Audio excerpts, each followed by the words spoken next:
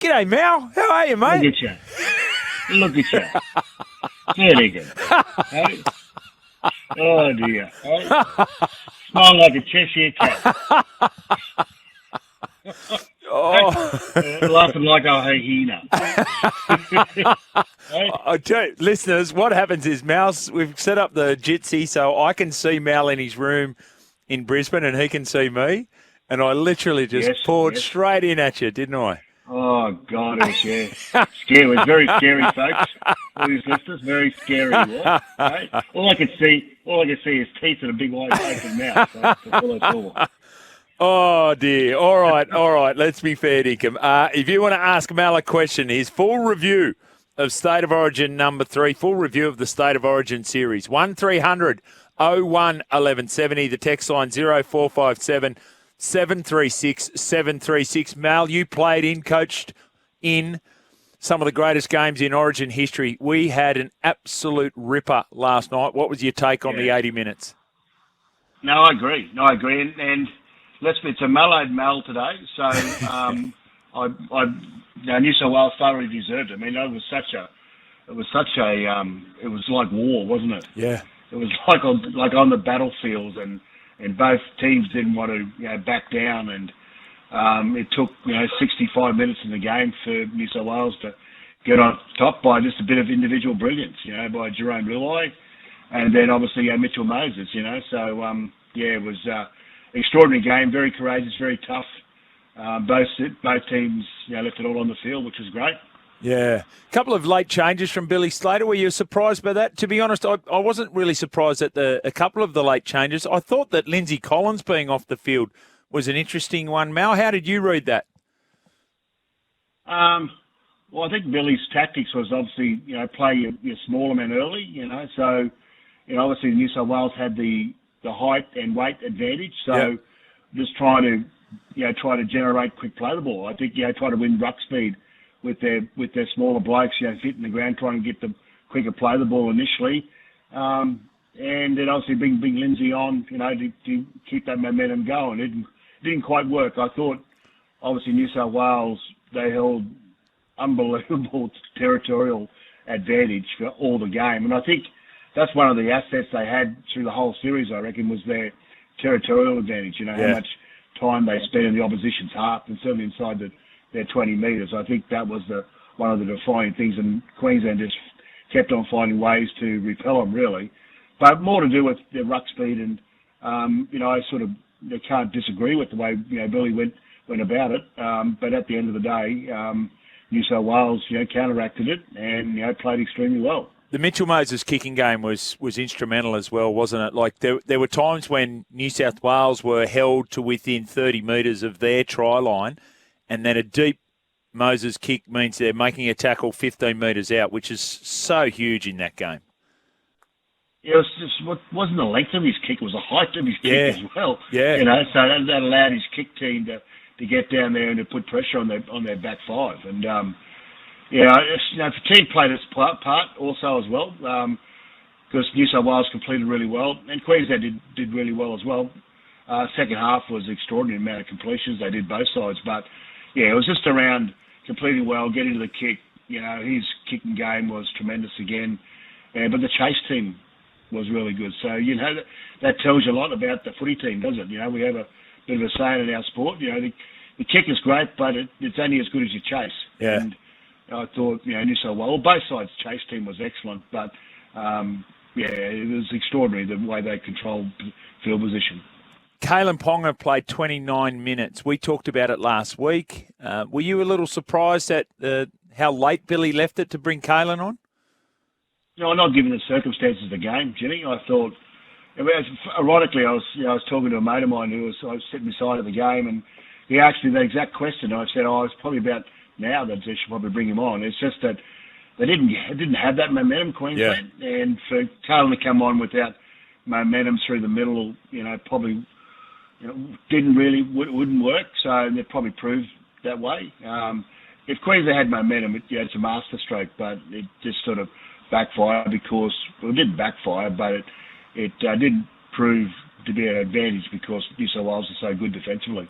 Was there a chance there? Because Reece Walsh looked hindered at about the 20-minute mark, and there was a chance there you think about even, wow, I might have to take Reece Walsh off and put, and now I've got a ready-made fullback to go back there. Would you have contemplated that as well, Mal? Again, Jimmy, it's around field position, So Queensland are coming off their line all the time. You just mentioned it before, So Reece didn't have the opportunities that you'd love him to have. And there was a spot there through the second half where he got hurt again. He was sort of down, and maybe that was a good opportunity to put Carlin back. But, Billy, Reece is a tough kid, so there's always going to get pressure on him. And yeah.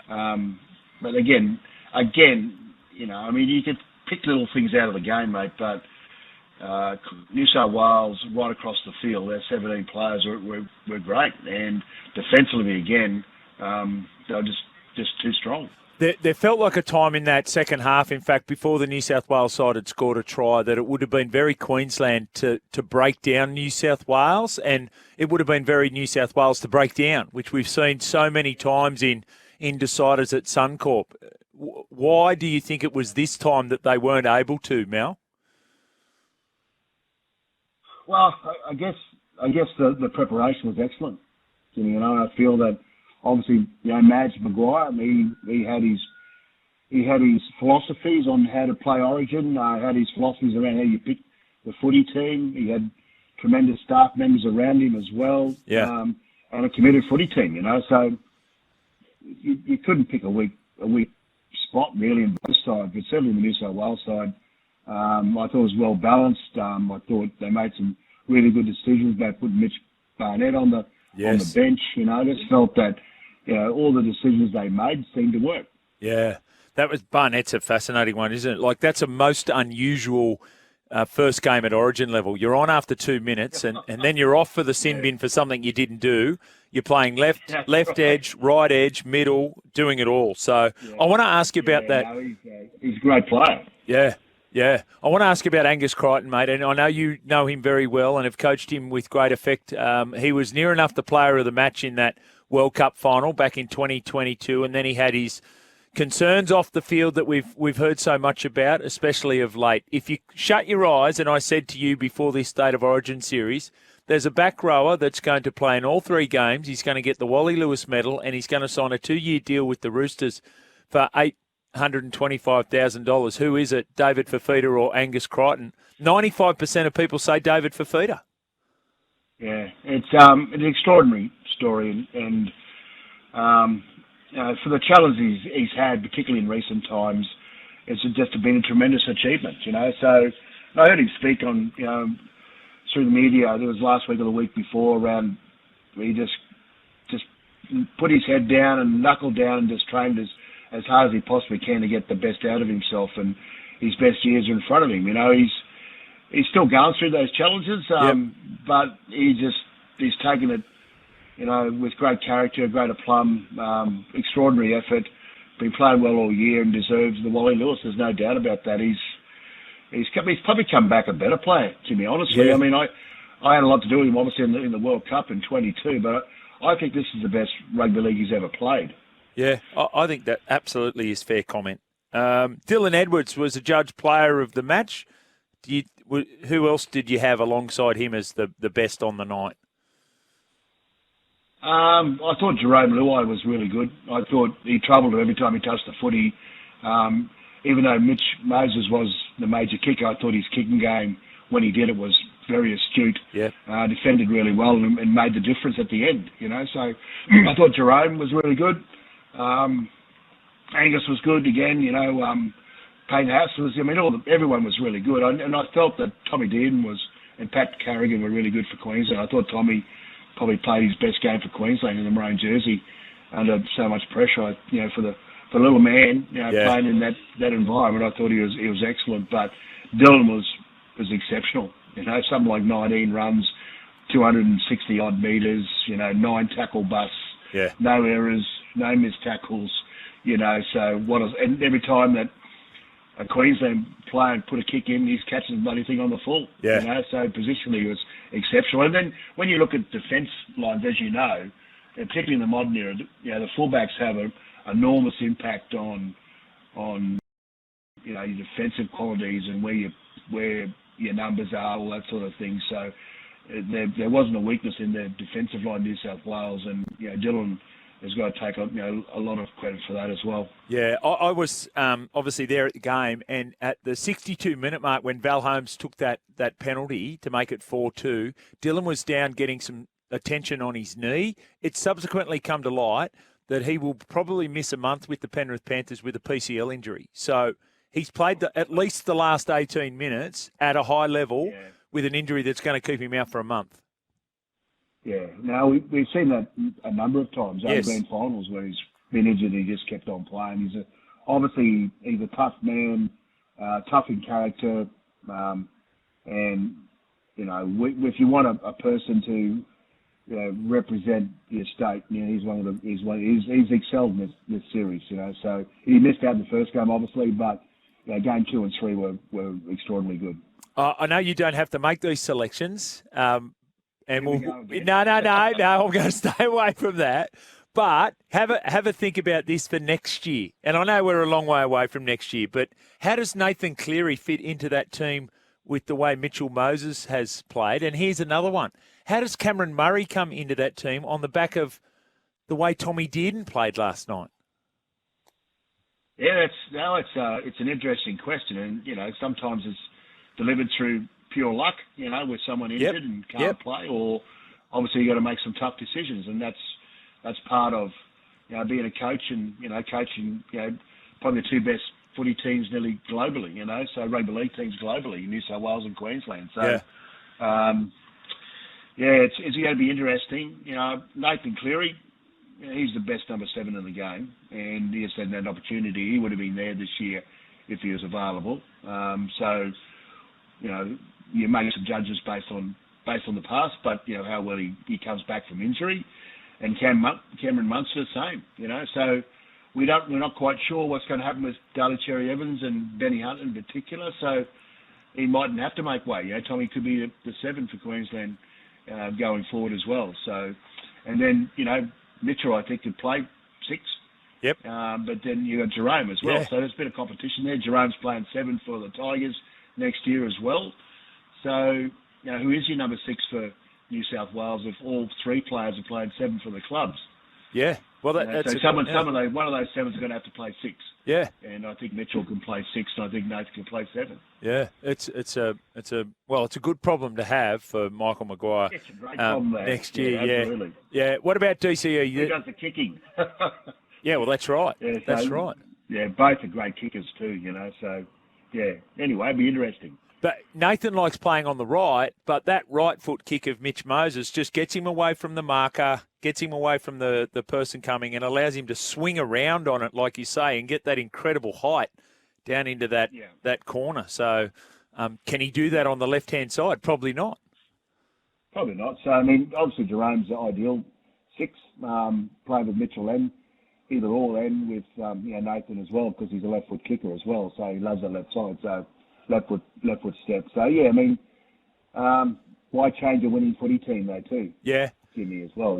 So it is interesting. But there's so many great players playing our game at the moment. Great number 7s, great number 1s. Sometimes just got to find a way to put them in. Any mail? Any thoughts on Daly Cherry Evans and whether he goes around again? He's been very non-committal. Yeah, no, he has been. That's the way Daly likes to operate. So. And I think it's pretty smart, and you make your tough decisions in the off season. When you got a bit of time to think about things and put things in perspective with your family, and what you want to do, what you want to achieve in life. And there's no doubt, there's no greater feeling in rugby league when you play with your mates at clubland and you finish on a high. You finish with your mates, winning a premiership, and that certainly would be in the back of his mind. Him and Benny Hunt too. So Benny's. But they say, well, if Billy's going to give him a call and he wants them to play and put the maroon jersey on, they're going to be always available as well. So, again, it's going to be interesting off-season this year, and we'll see what happens. Yeah, no doubt about it. Lots of text messages coming in. Keep them coming. 0457 736 736. The Throwdown with Mal Meninga. All thanks to Chemist Warehouse. Get discounted prescriptions and save more money at Chemist Warehouse. We're going to get to ourselves to a break. After that, we'll get Mal answering some of these questions. Keep them coming in. You're listening to The Throwdown with Mal Meninga. Oh, I just advertise it for your next little that's sojourn right. That's after right. the hour. Okay, fair enough. Yeah. All right. Okay, listen, I'm willing to cop it today. I'm willing to take it on the chin. Okay. So it doesn't worry me. I'll come back. That's good, because there's any number of text messages here that are ready to give it to you. So. Yeah, just give it to me. I don't care. All right, here we go. First, though, Hillstorm Hillary. Arvo, my favourite, one and only immortal Mal and Jimmy. We Queenslanders are humble in defeat, and even with the sour taste in my mouth, I say well done to the Blue Roaches. I've never ever seen a game battled so hard for so long. Proud to say I'm an NRL and league in general fan that jumped the fence from the dark side of the AFL in 2003. Worldwide, there is no better game. Cheers, and still drowning in my bevy. So that's from Hillstorm. Oh, that's excellent. That's funny, Jimmy, because you're real staunch rugby league fans who understand the game really well. Understand the fact that, sometimes there's a loser, sometimes obviously there's a winner, but sometimes there's a loser who's played their best and gave their all, but unfortunately come on the wrong end of the stick. And I felt that, New South Wales deserved their victory last night, but the Queensland players should hang their heads up high, because I thought their effort was amazing. Yeah. I was waiting for New South Wales to physically just be getting on top of them, and it took an age. And I thought that was huge credit. Hey, this is a good one. John says, Jimmy, perhaps a thought from Mal on Thursday. That's Dave Morrow. So tragically, yesterday the news came through that legendary broadcaster with the ABC and Channel 10 and 2GB, David Morrow, had passed away. Perhaps most famously, Mal, he captured one of your greatest moments. Here it is, 1990, second test of the Kangaroo Tour. Almost no time left in the match. Stewart. Here it comes now to Linda. We're well into injury time. 40 seconds, in fact, as it comes away to Stewart again. Stewart throws the dummy. Now Ricky Stewart's on his own. He's up to the halfway. He's waiting for Eddie Howson. He's got support. Eddie Howson's with him. Back it goes to Meninga. And Meninga tries. Meninga scores. Oh, what a try. What a try. What a right from Stewart. And what a try. Meninga. Wow, when you hear that, and so condolences to indeed David's wife and two daughters, but that's a legendary moment, Mal. Yeah, iconic moment, I guess, in rugby league, but what a call. Yeah. What a call. I don't know about the try, but what a call, because, people like Dave, Ray Warren, all those sort of guys make those moments special, don't they? And it was sad to see. I know he's been in ill health for quite a while, but it's always sad to see someone tragically pass away, and Dave Morrow deserves to be in our Hall of Fame, Jimmy. He's been a great steward, great supporter of our game, and called many rugby league moments, but a lot of sporting moments as well in his career. So my condolences to Dave's family, and a life well led. Yeah, no doubt about it. The context of that, though, from your point of view, is that 1982 and 1986, the Kangaroo Tour had been away to UK, Great Britain and France, and had never lost a game. You'd lost the first test when you were captain, and then here's the second test. Yeah, thanks. No, but it's literally, it's the moment is brought to life by David's commentary, but it's such a huge moment in the context of International Rugby League. Yeah, certainly in the Kangaroos' history. Yeah. Because I think we haven't been beaten a test match for quite a while. So, as everyone's aware, so it was a pretty special moment.